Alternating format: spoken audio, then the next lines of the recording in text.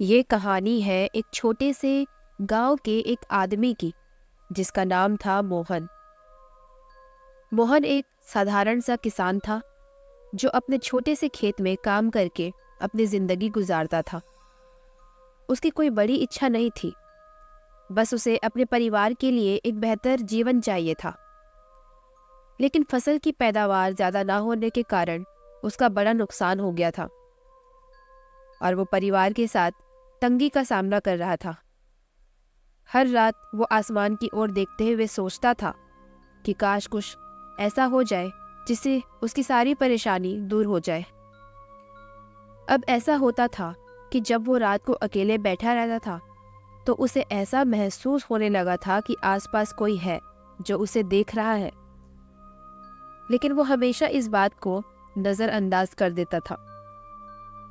एक दिन की बात है जब मोहन अपने खेत के पास एक पुराने तालाब के किनारे काम कर रहा था।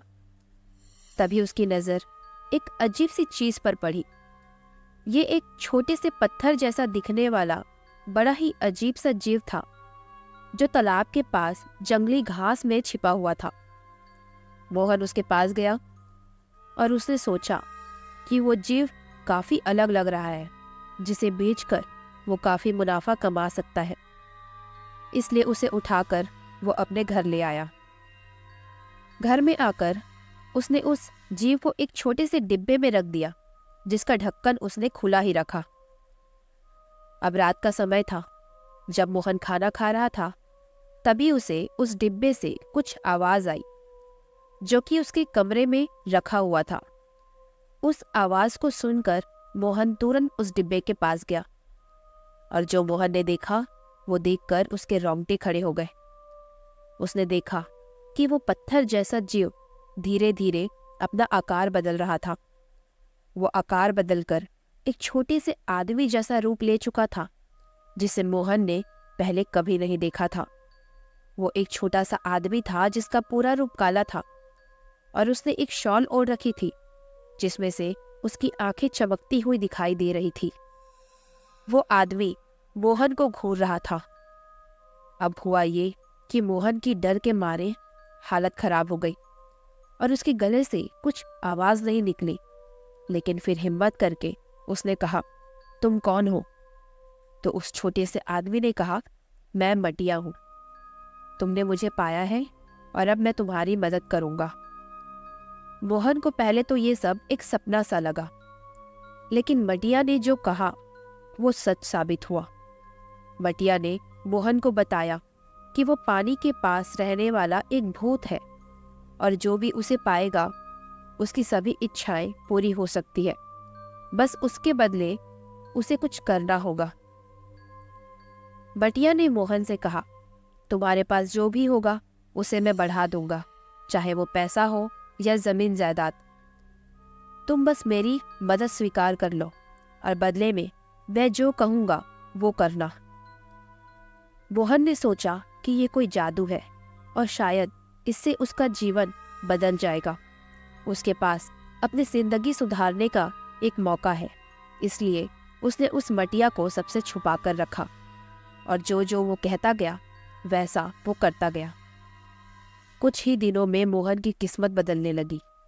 खेत में नई फसल आई और अचानक वो काफी अमीर हो गया। किसी को भी समझ में नहीं आता था कि इतना बदलाव कैसे हुआ। मोहन को अब धन दौलत मिल चुकी थी। उसने अपनी जिंदगी को सुधारने के लिए कई काम किए, लेकिन वो ये भूल चुका था कि ये सब मटिया की मदद से हो रहा है। कई महीनों के बाद जब उसकी जिंदगी बदल गई थी तो मटिया ने मोहन से कहा, तुम अब और भी बड़ा पैसा कमा सकते हो, बस मेरी मदद से कोई काम कराओ। उसकी बात सुनकर मोहन के मन में और लालच आ गया और उसने सोचा कि ये और भी फायदा कर सकता है और उसने मटिया की बात मानने के लिए हाँ कर दी। तो मटिया ने उसे पैसे कमाने के कई तरीके बताए, जिसमें से एक तरीका था शेयर बाजार। शेयर बाजार में पैसे लगाकर वो मोटा मुनाफा कमा सकता था। लेकिन अब मोहन तो था अनपढ़ आदमी जिसे खेती के अलावा कुछ नहीं आता था। लेकिन मटिया के कहने पर वो शेयर बाजार में उतर गया और सच में उसने उससे लाखों रुपए कमा लिया। लेकिन एक दिन मटिया ने मोहन को एक अजीब सलाह दी कि अगर तुम किसी को नुकसान पहुंचाओगे तो भी तुम्हारी दौलत बढ़ सकती है।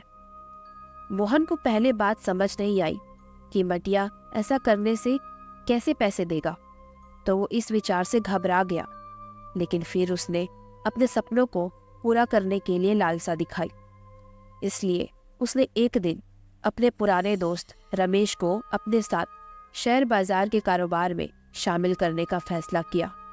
मोहन ने जानबूझकर रमेश को शामिल किया और उससे पैसा ऐंठ कर उसे धोखा दिया, जिससे रमेश को भारी नुकसान हुआ। रमेश के नुकसान के बाद मोहन ने उन पैसों से व्यापार को और भी बड़ा कर लिया। लेकिन अब मोहन धीरे धीरे कुछ एहसास करने लगा था और उसका दिल भी कचोटने लगा था, ये सोचकर कि वो पहले जैसा अच्छा इंसान नहीं रहा। मटिया ने मोहन को और भी बुरे काम करने के लिए उकसाया। मटिया ने कहा कि अगर तुम ऐसे ही शानो शौकत से रहना चाहते हो तो तुम्हें और भी बड़ी चीजें करनी होगी। मोहन अब उस छोटे से भूत से डरने लगा था और उसकी इच्छा शक्ति इतनी कमजोर हो चुकी थी कि वो उसे नकार नहीं पा रहा था। फिर एक दिन मटिया ने मोहन को एक और काम दिया कि तुम्हें अब किसी का खून करना होगा।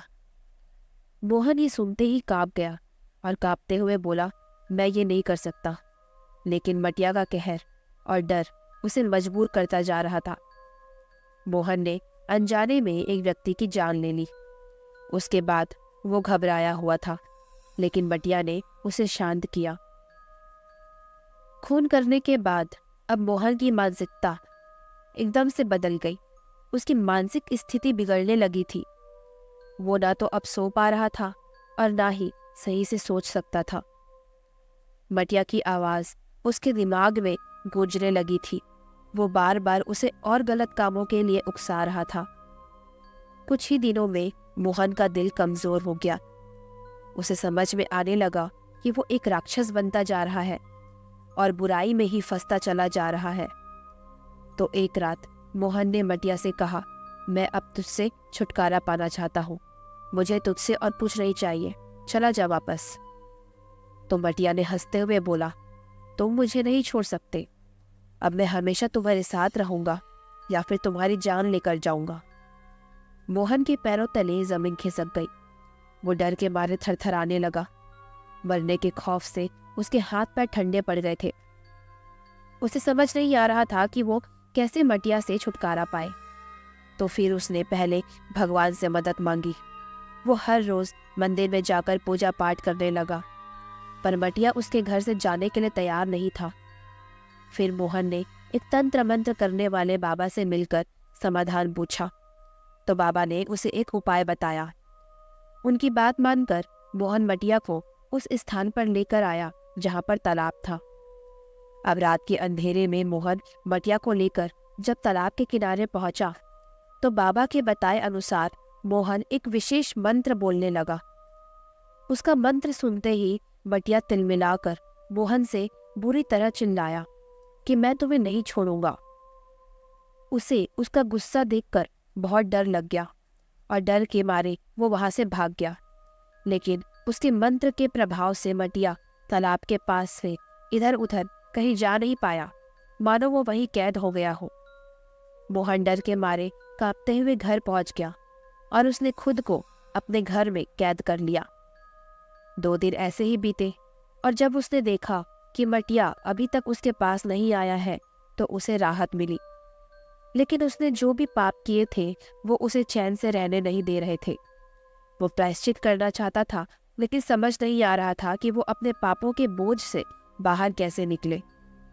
तो सबसे पहले उसने अपने दोस्त रमेश से माफी मांगने की सोची और जितना पैसा उसने उससे लूटा था उतना पैसा लेकर वो रमेश के पास गया और उसे माफी मांगी।